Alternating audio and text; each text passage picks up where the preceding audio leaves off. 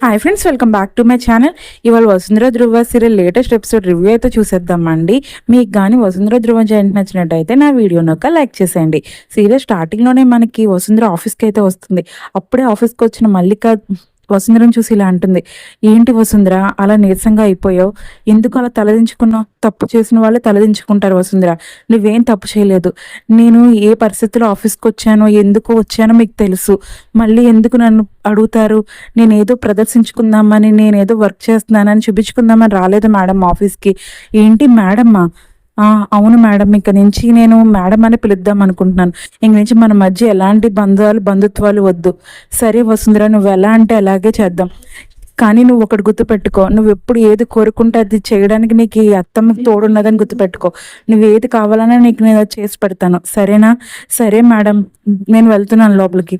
సరే వసుంధర, వెళ్ళి నీ పని నువ్వు చూసుకో, సరేనా? అక్కడే మల్లిక ధ్రువ మాట్లాడుకుంటే అప్పుడే అక్కడికి వచ్చిన వసుంధర, ఇదిగోండి మేడం నా రిజిగ్నేషన్ లెటర్. ఏంటి రిజిగ్నేషనా? ఏంటి ఏం మాట్లాడుతున్నావు వసుంధర నువ్వు? లేదు మేడం, నా వర్క్ని ఇంకొకరికి అలాట్ చేసి ఈ నెలంతా ఇక్కడ వర్క్ చేసి నేను రిలీవ్మెంట్ తీసేసుకుందాం అనుకుంటున్నాను. ప్లీజ్ మేడం, నా రిజిగ్నేషన్ యాక్సెప్ట్ చేయండి. ఏంటి వసుంధర, రిజిగ్నేషన్ చేద్దాం అనుకుంటున్నావా? లేదు ధ్రువ సార్, నేను మల్లిక మేడంతో మాట్లాడుతున్నాను. నువ్వు మల్లిక మేడంతో మాట్లాడాలంటే ముందు నువ్వు ఇక్కడ ఏ హోదాలో ఈ కంపెనీకి వచ్చి వర్క్ చేసావు నీకు గుర్తుందా? నీకు అసలు ఎవరో బయట నుంచి వచ్చి నీకేదో సాఫ్ట్వేర్ కంపెనీ అనుకుంటున్నావా ఏంటి? ఇంటర్వ్యూ చేసి నీకు ఈ ఉద్యోగం ఇవ్వడానికి. నువ్వు ఇక్కడ చేస్తున్న ఉద్యోగం ఎలా వచ్చిందో తెలుసా? నా భార్య హోదాలో నీకు ఇక్కడ ఉద్యోగం వచ్చింది, అంతే తప్ప నువ్వేదో పెద్ద గొప్పగా వర్క్ చేస్తున్నావని కాదు. నువ్వు ఒకవేళ ఈ కంపెనీ నుంచి నిజంగా రిజిగ్నేషన్ చేసుకుని బయటకు వెళ్ళిపోవాలనుకుంటే ముందు నా బంధాల నుంచి నువ్వు బయటకు వెళ్ళాలి. అంటే ఏంటి సార్ మీరు మాట్లాడేది? నేను మన పర్సనల్స్ మాట్లాడడానికి రాలేదు ఇక్కడికి. పర్సనల్స్ కాదు వసుంధర నేను మాట్లాడేది, ఇక్కడ కంపెనీ రూల్స్ మాట్లాడుతున్నాను నేను. నువ్వు కానీ కంపెనీ నుంచి వెళ్ళాలంటే ముందు నా బంధాల నుంచి బయటకు వెళ్ళు. అంటే సరే సరే, అయితే మీరు చెప్పినట్టే చేద్దాం. నాకైతే వెంటనే విడాకులు ఇచ్చేసేయండి. విడాకులా? నువ్వు అప్పుడు ఏం చేసావు? నేను విడాకులు ఇవ్వమని ఇంత క్రితం అడిగిన ప్రతిసారి నువ్వు నన్ను ఎంత ఇబ్బంది పెట్టావు. ఇప్పుడు ఇది నా టర్న్, అందువల్ల నేను ఇవ్వను నేను నీకు విడాకులు. నువ్వు ఎంతలా ప్రాధేయపడి అడిగినా నేను నీకు ఇవ్వను, అర్థమైందా? నేను ఎంతకాలం నేను ఇబ్బంది పెట్టి ఇక్కడ నా వెనకాల తిప్పించుకుంటాను, అంతకాలం నువ్వు నా వెనకాల తిరగాల్సిందే. అప్పటి వరకు నేను విడాకులు ఇవ్వను. సరే సార్, మీరు ఎంతకాలం ఇబ్బంది పడతారు, ఇబ్బంది పెట్టండి, నేను భరిస్తాను. అంతేగాని ఈ జీవితాంతం ఈ బంధంలో ఉండడం నాకు ఇష్టం లేదు. సరే సార్. వసుంధర, నేను ఇలా అంటున్నాను కాదు, ఆఫీస్లో ఇలాంటి విషయాలు మాట్లాడొద్దని నువ్వే కదా అన్నావు. బయట చూసుకుందాం మనం. అయితే ముందు నా క్యాబిన్కి రా, నేను వెళ్తున్నాను. చూసావు వసుంధర, ముందు నీకు రిజిగ్నేషన్ కావాలన్నావు. రిజిగ్నేషన్ కావాలంటే వాడు విడాకులు తీసుకుంటేనే అది బయటకు వెళ్ళగలవు నువ్వు. అందువల్ల ముందు వాడి చేత విడాకుల పత్రాల మీద సంతకం పెట్టించు, తర్వాత చూసుకుందాం ఇదంతా. సరే మేడం, నేను ఖచ్చితంగా నా విడాకులు తీసుకుంటాను, అప్పుడే నేను ఈ కంపెనీ నుంచి బయటకు వెళ్తాను.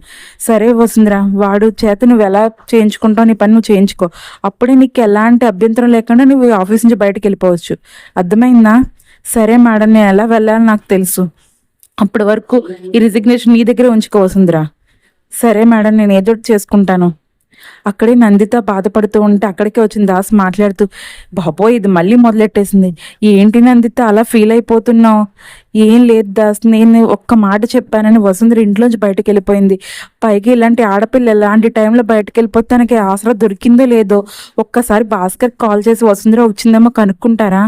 అయ్యో పిచ్చి నందిత, ఇంకా నువ్వు వసుంధర గురించి ఏదో అనుకుంటున్నావు కదా, తనే భాస్కర్ దగ్గరికి వెళ్ళలేదు, ఈ ఊర్లోనే తిష్టేసి కూర్చుంది.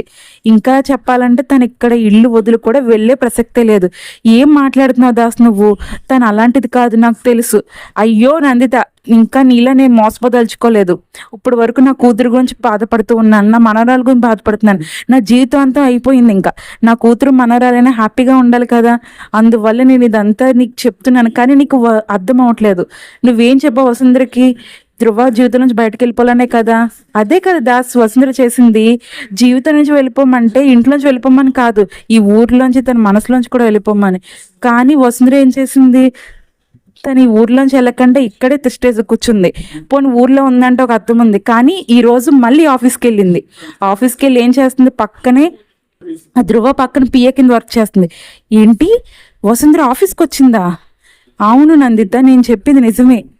నీకు చెప్తున్నాను కదా, తను ఎంత ప్లాన్ చేసి వచ్చిందో మన కూతురు జీవితం నాశనం చేయడానికి తను పన్నాగం పన్నింది. నువ్వేమో ఇక్కడ చూస్తే నిన్నటి నుంచి మీ నిద్రాహారాలు మానేసి తన గురించి పెద్ద సంతాప సభ ఏర్పాటు చేసి బాధపడుతూ తిండ్రిహారాలు మానేసి తనేమో హ్యాపీగా మళ్ళీ ఇంకో ప్లాన్ చేస్తుంది. దాన్ని చూసి తెలివితేటలు నేర్చుకునైనా నువ్వు ముందుకెళ్తే బాగుండు నందిత. అయ్యో దాస్, తను అంత స్వార్థంగా ఏం ఆలోచించదు. ఏంటి స్వార్థం అని నువ్వెందుకు అనుకుంటావు? చదివేవారు వెళ్దాం, సర్వైవల్ రూల్స్ ప్రకారం వాళ్ళు ఏదైనా చేయొచ్చు. చూడు నందిత, పులిపిల్లకి మనం వేట నడపక్కర్లేదు. అది ఒక్కసారి రక్తం రుచి చూసిందంటే ఖచ్చితంగా తను వేట ఆపదు. అలాగే వసుంధర కూడా ఈ హోదా అనే ఒక ఏంటది, తన ఒక హోదా, పెద్ద పెద్ద హోదాల్లో కారులో తిరగడం, ఇంట్లో ఉండడం అలవాటు పడింది. తను బయటికి వెళ్తుందని నువ్వు ఎలా అనుకుంటున్నావు? వాటి గురించి అయినా ఎంత దూరానికైనా తను వెళ్తుంది. తనే ప్లాన్ చేశాను అనుకుంటుంది, కానీ నేను దానికన్నా బాబులా ప్లాన్ చేయగలను. చూడు దాస్, ఇంకా నీ మాటలు నేను వెళ్ళలేకపోతున్నాను, ఆపేసే. సరే నందిత, నేను నా ప్లాన్ వెళ్ళలేకపోతున్నాను అంటున్నావు. ఏదో నా కూతురు గురించి నేను ఆలోచిస్తున్నాను అనుకుంటున్నావు అంతే, కానీ నువ్వు ఆలోచించొద్దు. నేను చూసుకుంటాను ఇంక నుంచి. ఏదో నా కూతురు గురించి న్యాయం చేయమంటే ఎందుకు అలా ఫీల్ అయిపోతున్నావు? మన కూతురే కదా, తండ్రిగా తనకి కొన్ని బాధ్యతలు అప్పగించు అని చెప్తున్నావు. నీకు అంత బాధ ఏంటి నందిత? సరే దాస్, నువ్వు ఇంకెలా చెప్తే అలా చేస్తాను. ఇంక నువ్వు ఎలా నడవమంటే కూడా అలా నడుస్తాను, సరేనా? సరే నందిత, నువ్వు అదే మాట మీద నిలబడి. కానీ నందిత, నువ్వు ఒక్కొక్కసారి వింటానంటావు, కానీ మళ్ళీ ఆ వసుంధర గురించి ఆలోచిస్తావు. ఇలా నాకు అర్థం అవ్వట్లేదు నందిత, నువ్వేం ఆలోచిస్తున్నావో. సరేలే, నా కూతురు గురించి, నా మనవరాల గురించే కదా నేను బాధపడేది, నేను చూసుకుంటానులే నందిత, నువ్వేం పెద్ద ఫీల్ అయిపోవద్దు. కానీ సరే దాస్, నేను చెప్తున్నాను కదా, నువ్వు ఎలా చెప్తే అలా వింటానని. నేను అలా అంటలేదు నందిత, మన రక్తం, మన మీరాకి అన్యాయం జరుగుతుంటే నువ్వు కన్నీళ్ళు కారుస్తున్నావు అంతే. కానీ మళ్ళీ కార్చే ఆ పరాయి పిల్లైన వసుంధర గురించి ఎందుకు ఆలోచిస్తున్నావు నువ్వు? సరే దాస్, నేను చెప్తున్నాను కదా, ఇంకా నువ్వు ఎలా చెప్తే నేను అలా చేస్తాను.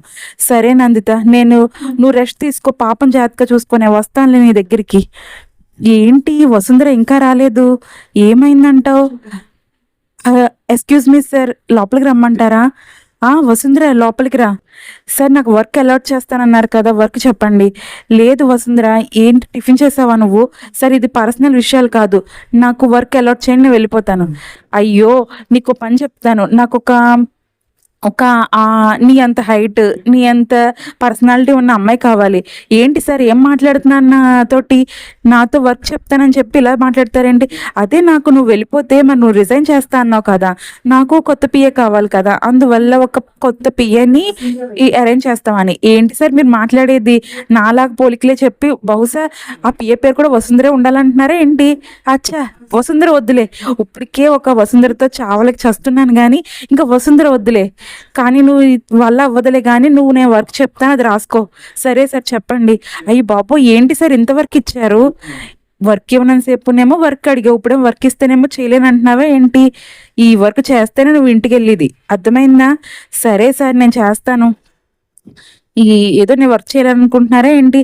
సరేలే, నువ్వు వెళ్ళి నీ క్యాబ్లో వర్క్ చేసుకో, నేను నీ గురించి వెయిట్ చేస్తాను. ఏంటి నా గురించి వెయిట్ చేస్తానంటారు ఏంటి సార్ మీరు? అయ్యో, పొరపాటున అన్నానులే, కానీ నువ్వు వెళ్ళి వర్క్ చేసుకో అని. అక్కడితో ఎపిసోడ్ అయితే పూర్తయిందండి. నా ఎక్స్ప్లెనేషన్ కానీ మీకు నచ్చినట్టయితే ప్లీజ్ లైక్ చేయండి, షేర్ చేయండి, కామెంట్ చేయండి. ఫస్ట్ టైం కానీ నా ఛానల్ చూస్తున్నట్టయితే సబ్స్క్రైబ్ చేసుకుని బెల్ ఐకాన్ ప్రెస్ చేయండి. మీరు కానీ సీరియల్ అప్డేట్స్ వెంటనే కావాలనుకుంటే నా ఛానల్ సబ్స్క్రైబ్ చేసుకుని బెల్ ఐకాన్ ప్రెస్ చేసుకుంటే నేను వీడియో అప్లోడ్ చేయగానే మీకు నోటిఫికేషన్ వచ్చేస్తుంది.